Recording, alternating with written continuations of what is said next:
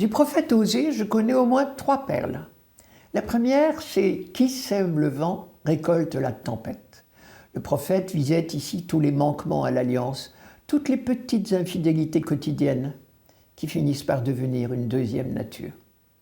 La deuxième, c'est « Je ne laisserai pas libre cours à l'ardeur de ma colère, car moi, je suis Dieu et non pas homme. Au milieu de vous, je suis le Dieu saint. » En langage biblique, le mot « saint » veut dire le tout autre. Et c'est en cela que Dieu est le tout autre, le saint. Il est miséricorde et pitié et pardon. La troisième, c'est la plus belle, la plus étonnante, la plus novatrice. C'est Dieu qui parle à son peuple. « Je te fiancerai à moi pour toujours.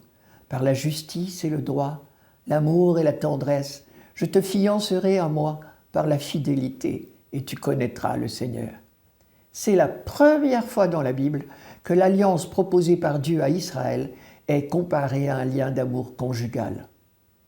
Pour comprendre d'où lui est venue cette idée, il faut dire qu'Osée a épousé une prostituée.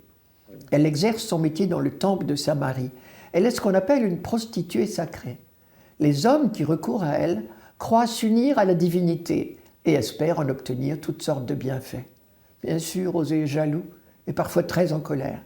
Mais toujours il pardonne parce qu'il l'aime et il espère la reconquérir. Et c'est là qu'il a eu une idée de génie entre Dieu et son peuple Israël. Mais c'est exactement la même histoire.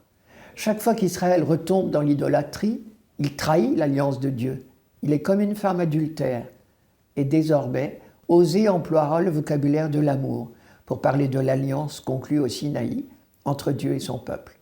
Avant lui, on parlait de cette alliance en termes juridiques, comprenant des obligations des deux côtés. Osée, lui, emploie un vocabulaire nouveau, celui de l'union conjugale. Il parle de fiançailles. Et tous les prophètes ultérieurs, désormais, reprendront et développeront ce vocabulaire en termes de noces.